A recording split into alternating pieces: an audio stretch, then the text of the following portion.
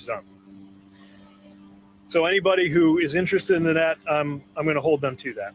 But we're also holding ourselves to the highest standard in terms of the work that we're doing and the work that we're going to continue to do to both respond to this incident and to make sure that we make rail safer for everyone who lives in a community that is close to rail lines and anybody who is involved in freight rail at all. With that, happy to take a few questions. There's a lot of trauma in this community, a lot of emotion, and as you noted, a lot of politics too. Now that you've seen the wreckage and spoken to the people, was it a mistake not to come here sooner? You know, what I tried to do was balance two things: my desire to be involved and engaged and on the ground, which is how I am generally wired to act, and my desire to follow the norm of transportation secretaries, allowing NTSB to really lead the initial stages of the public-facing work. I'll do some thinking about whether I got that balance right, but I think the most important thing is, first of all, making sure that the residents here have what they need, something that from our piece of the puzzle, DOT, we were working on from day one, and making sure we do something for the future. We can talk about process, and that's perfectly fair, but I don't want people pointing to process as a way to get away from the fundamental questions of rail safety, regulation, and accountability, and whether we're going to make it tougher or whether we're going to allow it to continue being watered down. Sorry. Now that you have been here on the ground, have you had an opportunity to speak to residents here since you've been on the ground? And just to follow up, since you have had some time to now think about it, in retrospect, should you have come a little sooner? So again, in terms of the timing of the visit, I'm trying to strike the right balance, allowing NTSB to play its role, but making sure we're here in that show of support. But in terms of the residents, which is what this is really about, the really striking thing to me is how they're here for each other. This is not a community with infinite resources. Speaking with the mayor, hearing about what he has been through, and remembering the experience of being a mayor, I am really impressed with how they've been able to support one another. And they're not here for the politics. They're here to make sure this community can move forward. But other than the mayor, sir, have you spoken to any other residents? Yeah, spoke with community, two members of the council. Spoke with a lot of community residents who were involved in their capacities responding to this. And all of them, I just really admire their decency as well as What are you telling these residents who are concerned about their livelihoods? Well, first of all, I want them to know they're not alone. That before, during, and after the national attention, they're going to have support. They're going to have support from us when it comes to holding Norfolk Southern accountable. They're going to have support from the EPA when it comes to making sure they get accurate information about the safety of their air, water, and soil. And I think they can have support, they ought to have support from a whole country that has seen what they've been through, above and beyond the kind of legalities of it. The point is to make sure that they're taken care of for the long run. Would you tighten regulations so that trains in the future carrying chemicals like vinyl chloride will have to be registered as high hazard flammable trains? I think that is something that we need to look at. Look, let me be clear about one thing though. These trains were regulated as hazardous material, but they were not in that higher category called high hazard flammable train. That's a category that was created mainly with crude oil in mind. And it was largely a response to the derailment that killed 47 people in Canada in the early part of the last decade. I understand why that there's something particularly dangerous about certain kinds of flammable liquid like crude oil. But I think just at a common sense level, you ask yourself, if there's a category called high hazard flammable train, and this train that led to that toxic cloud and that consequence for this community wasn't in it, what's going on there? And so it's one of many things that we're looking at with the authorities we have, but also want to work with Congress on. And also, you know, that 2015 rule that's getting a lot of attention around ECP brakes wouldn't have applied to a non-high hazard flammable train. But I think we got to ask, what other trains should that have applied to in the first place? And can Congress untie our hands a little bit in terms of the hoops we've got to go through to try to raise the bar on those braking rules, because Congress pushed it in the opposite direction, just like the tank cars. I mean, when you see the twisted metal there, you realize the difference between a fortified tank car and some of the tank cars that don't have that level of fortification. The target date for getting that done, changing some of the tank cars, was 2025. It got pushed out, watered down to 2029. Again, I am being careful not to weigh in on what tank car fortifications might have made a difference here, because NTSB is doing that work. But I'm just saying, in general, hazardous materials could be going through communities in stronger tank cars. Let's speed that up. So I'm calling on the railroads not to wait on us making them, and the companies that they work with to require that. But also Congress could help push that date back up. A week and a half before you sent your first tweet expressing concern for the residents of East Palestine, a week and a half after the accident happened. In hindsight, was that waiting too long to express anything hours after you had addressed the makeup of work crews on highway construction projects just that very day? The answer to your question is yes. I felt strongly about this and could have expressed that sooner. Again, I was taking pains to respect the role that I have and the role that I don't have, but that should not have stopped me from weighing in about how I felt about what was happening to this community. Sorry, it's really hard to hear. The third hot bearing detector was at 253 degrees before critical failure was alerted. Did the crew do what they were supposed to do? Was the equipment that was used by Norfolk Southern the right equipment for the job? And I mean, more importantly, could this have been prevented? Right.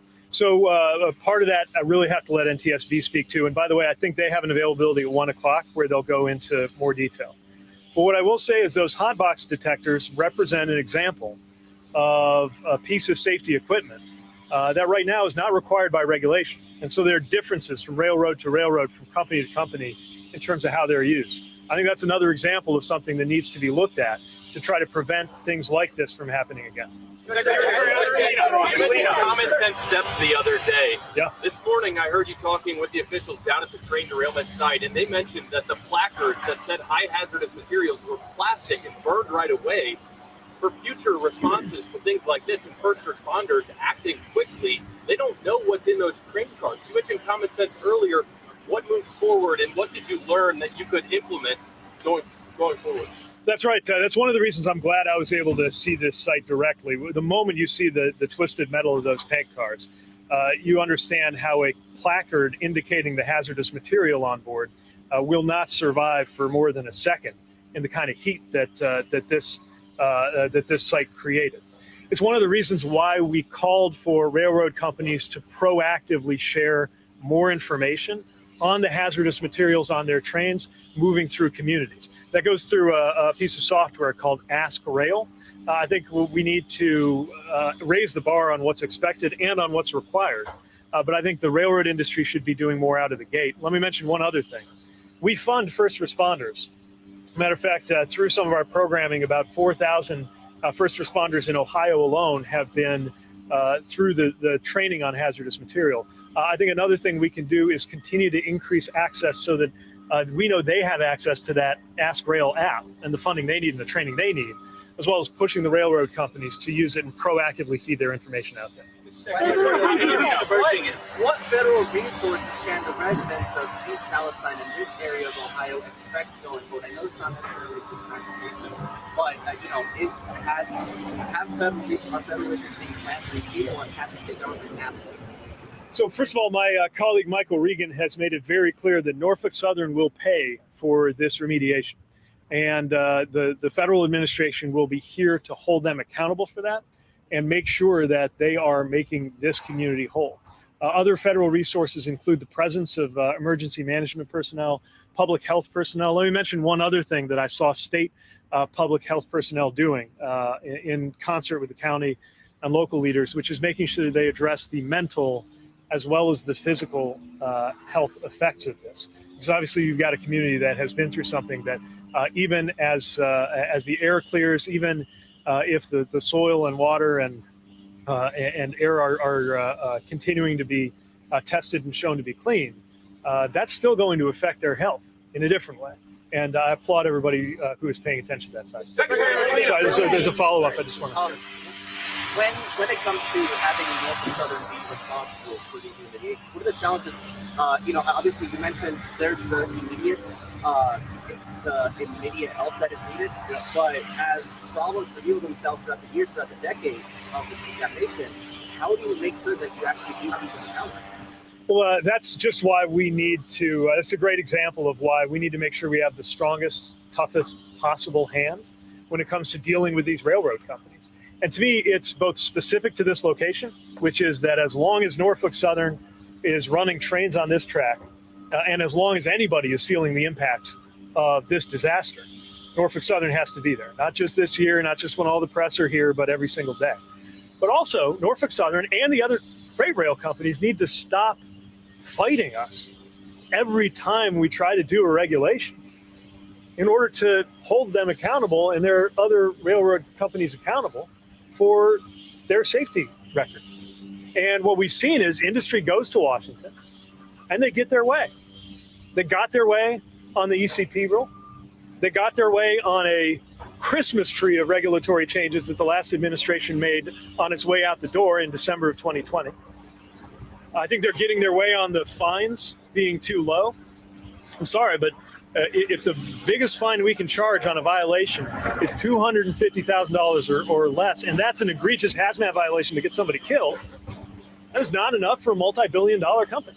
So what do you do about all that, sir? Well, we're acting on it with the authorities we have and calling on members of Congress to act on it with the authorities they have. And the railroads not to wait on us to require them to do the right thing on their own. But there are literally hundreds of NTSB. To increase safety during the snow last year. Was any concern like this brought up then? Well, I will say this, if you talk to the unions representing workers in the rail industry, number one thing they talk about when I'm with them, before they even get to wages and benefits, is safety. And they have weighed in on safety. Matter of fact, again, if you look at the record and comb through the fine print on the December 2020 rulemaking under the last administration, there's a whole bunch of comments from labor on why they were concerned from a safety perspective, and then all of the rationale for why their concerns were overruled. We know that, for example, and this is one of the biggest things we're working on, we know that one safety issue is how many people are on a train. This one had 3 people on it, a trainee and 2 others, according to the NTSB report. And that's actually more than you sometimes get on a mile-long train. The railroad companies want to be able to take it down to 1. One thing that workers have told us, unions have told us, and that we feel strongly about, is there needs to be an actual regulation on this. It was in the works. The last administration froze it. From the moment we got here, we've been resuming the work on advancing that regulation because it's an example of something that workers have been asking about that bears on safety. Again, I will stay out of NTSB's business on whether crewing and staffing, how that might have related to this case. Too early for me to go around making judgments on that. But we know that if you got a train that's a mile long and something goes wrong halfway down it, and you got 1 guy on there, that's going to be a problem. Equipment issue of trust. So there's some reporting from ProPublica that Norfolk Southern has a policy that allows them to ignore certain safety alerts from the track. Is that standard in the rail industry, and are you concerned about that? So this is where we've got to make sure that we have enough teeth in our regulations. Some of the things with the hot box detectors are not prescribed in the letter of the law. They're up to the railroad to decide. And I think we need to look at 2 things. One, did the railroad make the right decisions? That's part of the safety investigation. And then 2, should we lay out a little more clearly what those decisions should be so it's not up to them? And that's the regulatory part. Sir, the issue of trust, you've written an entire book about trust. Mistrust has been at the center of this community. How can you win that back? And do you think we're too far gone in that sense? Secondly, what have your past perceived political ambitions, how have they played into the Republican response to this disaster? Look, again, I'm here for the work and not for the politics. You can sense when you talk to local leaders and local residents that they're getting pretty sick of the politics too. And this national ideological layer that's been added into all of this when they're just trying to figure out if they're going to be safe. And there's no question that there have been enormous amounts of both information and misinformation injected into this situation, none of which is to the benefit of the community when it comes to that misinformation. So I lost my train of thought. Oh, that's what I had to say about that. I guess one other thing. If the same people who want to come here and play political games are the same people who sided with industry again and again and again and watered down rail regulations again and again and again, I want to see where they've had an actual change of heart or not. And if they had a change of heart, I'll take them at their word and we can get work done. Yeah. What assurances can you give the people of East Palestine you're going to hold Norfolk Southern's feet to fire, and then when all the news cameras are gone, all the politicians have left, that they will actually be safe and will have their town back the way it was? That's exactly why we're here. That's why we've been here from the first hours of the incident as an administration. And it's why our interest both in what happened here in East Palestine and in keeping our railroads safe doesn't go away when some other hot news story comes into the headlines. We're going to be here day in, day out, year in, year out, making our railroads safer and making sure Norfolk Southern meets its responsibilities. That is a promise and one I take very, very seriously. Mr. Secretary, what do you make of the, what's your assessment of the cleanup effort thus far and also Norfolk Southern's role in it? So you can see how hard people are working to clean up this site. And again, I met with some of the folks involved in that on everything from the testing to the remediation. And they are doing good work. They need to be supported. If at any moment we see any evidence that Norfolk Southern is backsliding on their commitments or that anybody is not doing this by the book and then some, we're going to be there with any authorities that we have on the matter and this whole administration will, because this is too important to let people down. They played new rail on contaminated. So I want to make sure if people haven't asked before. Sorry. Secretary Pete, Yeah. You mentioned a national political figure who's decided to get involved. It sounds like you're talking about Trump, and then you said, "I need your help." How can he help? Well, one thing he could do is express support for reversing the deregulation that happened on his watch. I heard him say he had nothing to do with it, even though it was in his administration. So if he had nothing to do with it and they did it in his administration against his will, maybe he could come out and say that he supports us moving in a different direction. We're not afraid to own our policies when it comes to raising the bar on regulation. And I've got to think that him indicating that this is something that everybody, no matter how much you disagree on politics and presidential campaigns, can get behind.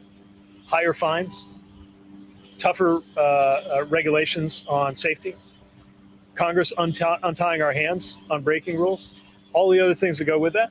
That'd be a nice thing for him to do. Why has he got the right equipment? How do you keep the companies from stopping to cut corners when it comes to safety? You know, talking to the unions, one of their biggest issues is just the sheer number of in-person safety workers who've been cut. That's right. They pointed to how for trains like this, there used to be like numbers of safety workers who was like go through and in-person inspect trains before they. How do you get companies from stopping cutting like large percentages of these safety workers? Look, the reality is this is their entire business model. In the last few years, they have gone into a business model that is about cutting and cutting and cutting and cutting. And what has happened is it's a concern from a safety perspective.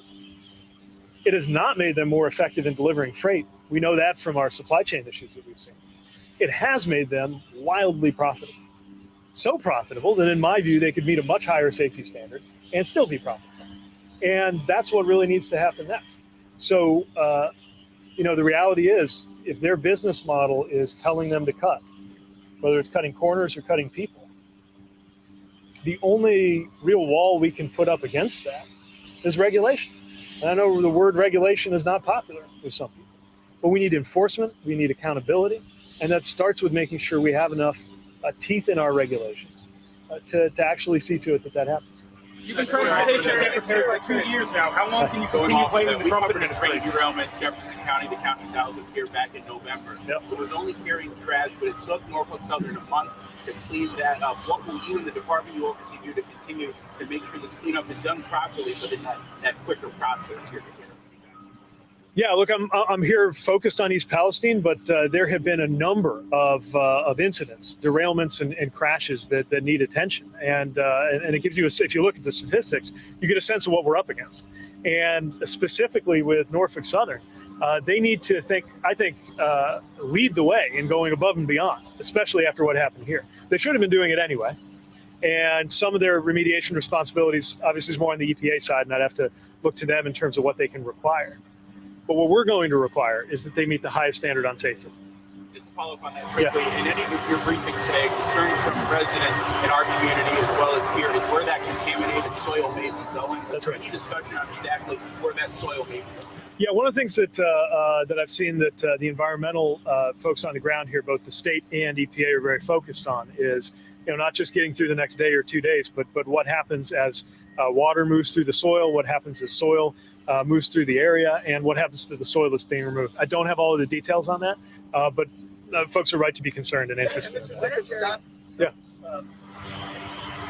We're talking about regulation, regulatory changes, fine changes. These are things that are political to take maybe months to take place or to change. In the meantime, these trains are going through other communities in other states all over the country. Is there anything the Department of Transportation, the federal government, can do immediately, urgently, to maybe make things safer? One thing I've ordered FRA to do is stepped up inspection program, what we would call focused inspections on any of the routes that are of particular concern, either because of the nature of the cargo that's traveling there or because of some other community risk.